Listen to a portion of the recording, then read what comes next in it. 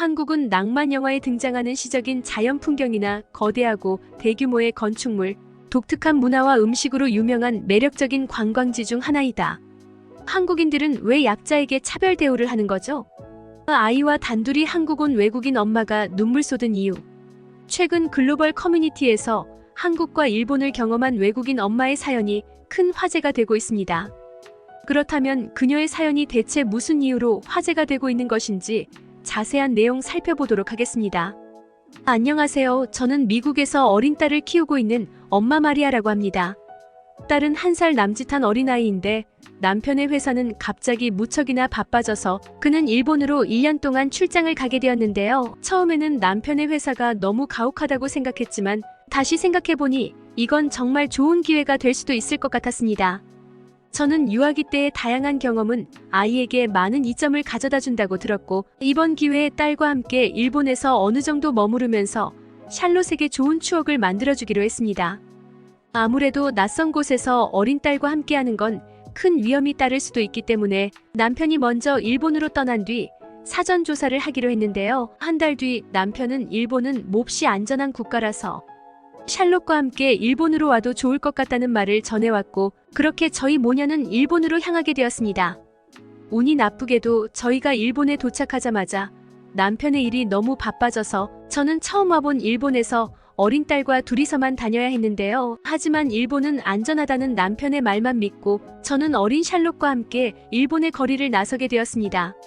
다행히도 일본의 거리는 무척이나 깨끗했고 위험해 보이는 사람들도 없었기에 어린 딸과 함께해도 좋을 것 같다는 안심이 들더군요. 저희는 곧장 버스 정류장으로 향했고 일본에 잘 발달되어 있는 대중교통 시스템과 정류장의 깔끔한 모습에 감탄을 하며 버스에 탑승하게 되었습니다. 그런데 예기치 못한 문제가 생기고 말았습니다. 아직 차에 익숙지 않던 샬롯이 그만 버스 안에서 울음을 터뜨렸기 때문인데요. 저는 샬롯을 어떻게든 달래려고 노력해봤지만 육아 초보였던 제가 샬롯을 감당하기란 정말 쉽지 않았고 딸은 울음을 멈출 기미도 없이 맹렬하게 울어댔죠. 사실 샬롯은 그렇게 고집이 센 아이가 아닙니다. 오히려 울거나 고집을 부린 적이 거의 없을 만큼 너무나도 착하고 순한 아이죠. 그래서 저는 처음 보는 샬롯의 고집스러운 울음에 조금 놀라기도 했습니다. 그런데 저는 곧 딸이 왜 울음을 멈추지 않는 것인지 그 이유를 알 수 있게 되었는데요. 바로 우는 딸아이를 바라보는 일본인들의 시선이 너무도 차가웠기 때문입니다.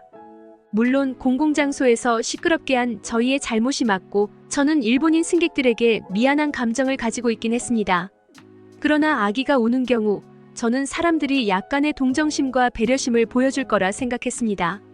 하지만 버스 안에 있던 일본인 승객들은 정말 벌레 보듯 하는 표정으로 저와 제 딸을 뚫어져라 쳐다보고 있었고 그들의 차가운 눈빛은 어린 샬롯에게 큰 상처가 됐던 것 같았죠.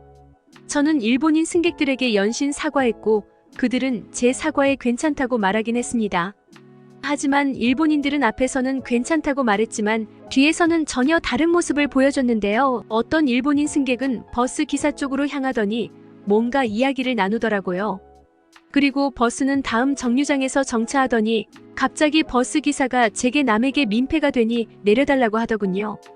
저는 딸의 안전을 위해 기초 일본어만을 공부해온 게 달아서 그의 정확한 일본어를 해석할 수는 없었습니다. 그러나 그가 민폐라는 단어를 사용했던 것만큼은 확실했고 그렇게 저희 모녀는 버스에서 쫓겨나게 되었죠. 그리고 일본인들의 차가운 눈빛에서 벗어나게 된 샬롯은 그제야 조금 진정하는 모양이었습니다. 그러나 버스에서의 이러한 경험은 그저 시작에 불과했죠. 일본인들은 아직 1살밖에 안 된 샬롯에게 민폐라는 말을 전혀 거리낌 없이 사용했거든요. 식당에 들어가려고 해도 일본인 종업원들은 이렇게 어린아이들은 다른 손님들에게 민폐가 될 수 있어서 입장할 수 없다고 하지를 않나, 뭔가를 체험하거나 관광지에 입장하려고 할 때도 일본인들은 꼭 샬롯을 보더니 아기가 다른 이용객들에게 민폐가 되지 않도록 각별한 주의를 부탁드립니다. 라며 모진 말을 일삼았거든요. 그리고 만약 샬롯이 울기라도 하는 날에는 이들은 꼭 앞에서는 가만히 있다가 뒤에서 신고를 하는 모습을 보여줬습니다. 그런데 제가 가장 어이없던 건 바로 제 남편과 함께 다녔을 때는 이런 일이 거의 없었다는 것입니다.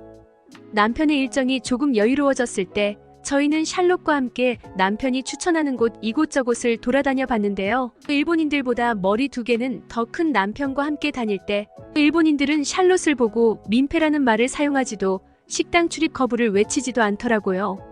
심지어 한 번은 일본 지하철에서 샬롯이 온 적이 있었는데 그때 일본인들은 샬롯을 쳐다도 안 보고 그저 모른 척하기 바쁘더군요. 이건 작고 왜소한 여자인 제가 샬롯을 돌봤을 때와는 전혀 다른 태도였습니다. 저는 안 그래도 일본인들의 냉정함과 자비 없음에 정이 떨어질 대로 떨어졌던 차였는데 건장한 남성에게는 아무 말도 못하면서 약자에게만 강한 면모를 보이는 일본인들을 보고 기분이 너무나도 나빠져서 더 이상 이곳에 있기가 싫어졌습니다. 그래서 남편에게 말한 뒤 다시 미국으로 돌아가려고 했는데 남편은 그런 저를 보고 한국에 한번 들러보는 건 어떻겠냐고 물어보더군요. 자신이 파견된 회사의 일본인 여자 직원들은 하나같이 1년에 한 번씩은 꼭 한국에 방문할 정도로 한국을 몹시도 좋아하는데 이것만 봐도 한국인들은 외국인이나 약자에게도 잘 대우해주지 않겠냐는 게 그 이유였죠. 샬롯은 일본에서 통 웃지를 않았을 만큼 너무나도 안 좋은 대우만을 받아왔기에 저는 엄마로서 샬롯에게 꼭 좋은 경험을 시켜주고 싶었습니다. 그래서 마지막이라고 생각하고 한국으로 떠나게 되었죠. 그리고 저는 한국행 비행기를 타자마자 충격적인 경험을 하게 되었습니다. 샬롯은 컨디션이 안 좋았는지 비행기를 타자마자 또 엄청나게 울어대기 시작했는데요. 저는 트라우마로 남은 일본인들의 눈동자가 생각났고 샬롯을 달래기 위해 빠르게 조치를 취했습니다. 하지만 역시나 아기 다루는 것에 서툰 저는 샬롯을 쉽사리 진정시키지 못했죠.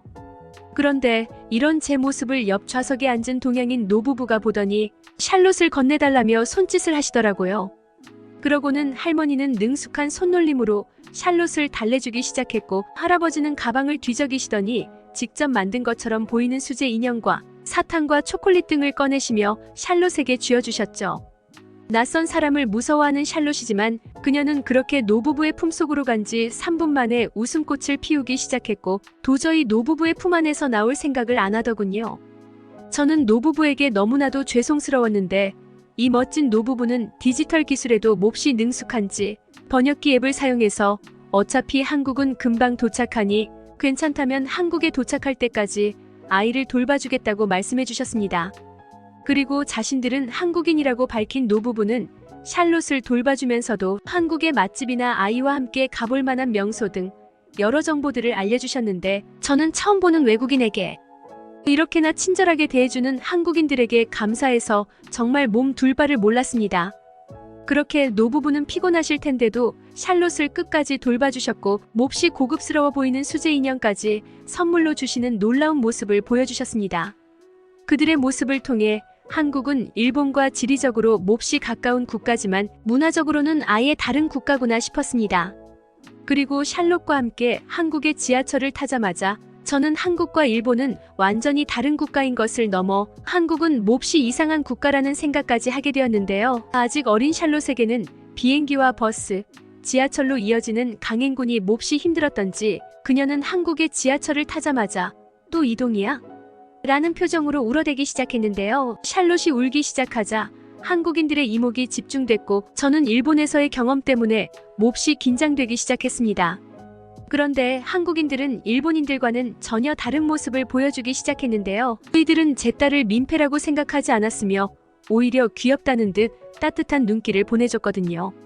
실제로 지하철 좌석에 앉아있던 한 중년의 남성은 곧바로 딸에게 자리를 양보해주는 놀라운 모습을 보여줬고 자리에 앉게 된 딸이 계속해서 울자 이번에는 샬롯보다 조금 더 나이가 많아 보이는 한국인 아이가 다가오더니 샬롯의 눈물을 닦아주는 씩씩한 모습을 보여주더라고요.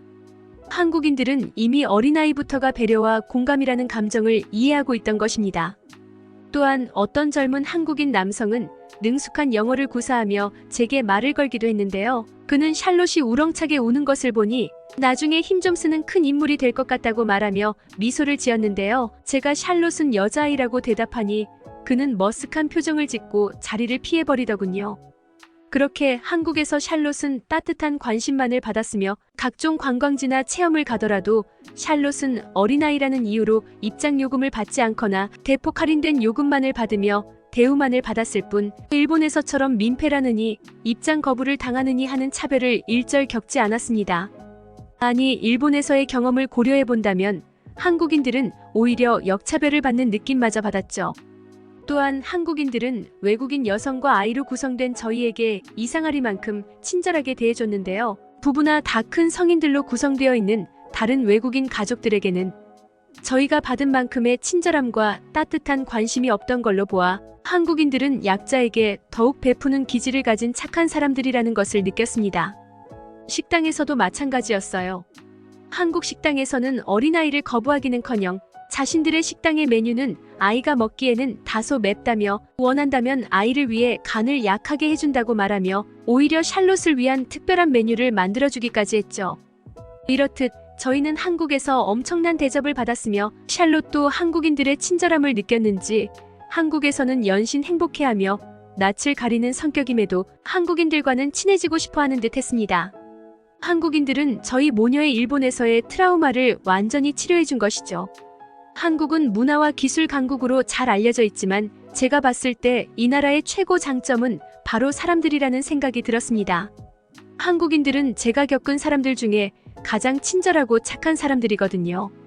제 남편이 한국으로 파견되었다면 저는 기꺼이 한국에서 아이를 키웠을 정도로 한국은 너무나도 사랑스러운 나라입니다. 최근 몇 년간 한국은 세계적으로 유명한 관광지가 되었습니다. 이곳은 사계절이 뚜렷하고 온화한 기후를 갖고 있어 편안함과 편안함을 선사합니다. 김치의 땅은 거대한 건축물과 다양한 문화 및 요리 공간으로도 인상적입니다.